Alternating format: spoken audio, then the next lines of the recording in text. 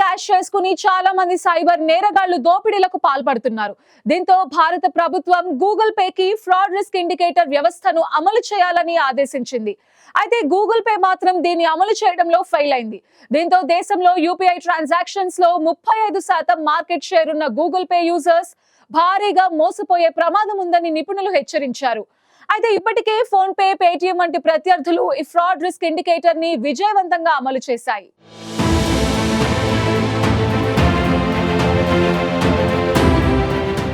Fraud risk indicator భారత ప్రభుత్వంలోని department of telecommunications digital intelligence platform ద్వారా దీన్ని అభివృద్ధి చేశారు. ఈ సిస్టమ్ ఫైనాన్షియల్ ఫ్రాడ్ లో ఇన్వాల్వ్మెంట్ అవకాశం ఆధారంగా మొబైల్ నంబర్లను medium, high, very high risk కేటగిరీలో వర్గీకరిస్తుంది.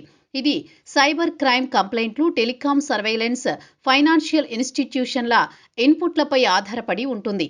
మీడియం రిస్క్ నెంబర్లతో ట్రాన్సాక్షన్ చేస్తే వార్నింగ్ పాపప్ వస్తుంది. ఈ హై వెరిఫై హై రిస్క్ లో అయితే పూర్తిగా ట్రాన్సాక్షన్ బ్లాక్ అవుతుంది. ఈ విధానాన్ని డిపార్ట్మెంట్ ఆఫ్ టెలికమ్యూనికేషన్స్ ఈ ఏడాది మేలోనే ప్రకటించింది.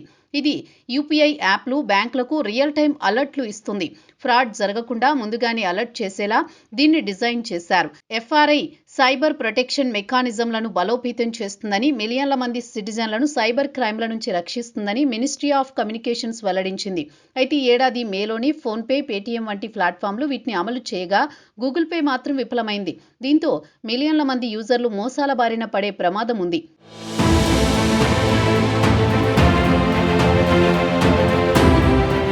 ప్రస్తుతం దేశంలో యూపీఐ ట్రాన్సాక్షన్లలో గూగుల్ పే 35% మార్కెట్ షేర్ కలిగి ఉంది.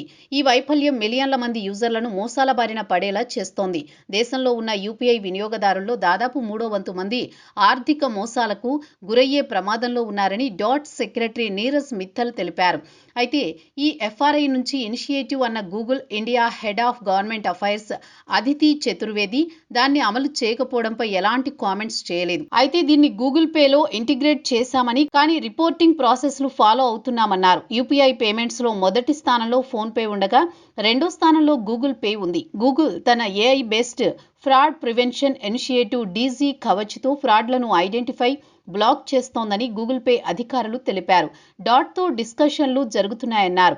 అయితే ఫోన్ పే, పేటీఎం సంస్థలు ఎఫ్ఆర్ఐ వ్యవస్థను అమలు చేసిన 2 నెలల్లోపే భారీ స్థాయిలో మోసాలను అరికట్టగలిగాయి.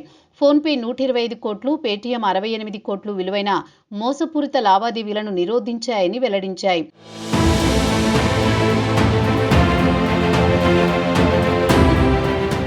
అక్టోబర్ 8న జరిగిన ఇండియా మొబైల్ కాంగ్రెస్లో ఈ సంస్థలు ప్రధాని మోదీ సమక్షంలో ఈ విజయాలను ప్రదర్శించాయి.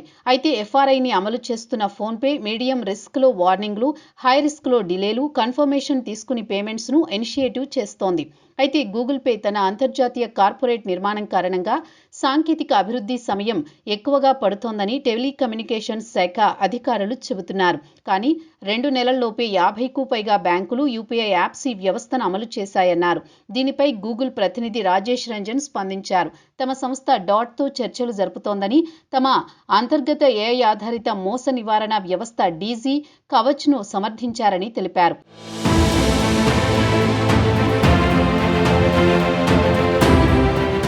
అయితే మరోవైపు గూగుల్ ఎఫ్ఆర్ఐని ఇంటిగ్రేట్ చేశామని చెప్పడంతో ఈ భిన్న ప్రకటనలు గందరగోళానికి దారితీస్తున్నాయి. భారత్లో సైబర్ నేరాలు 2022లో 10.29 లక్షల నుండి 2024లో 22.68 లక్షలకు పెరిగాయి.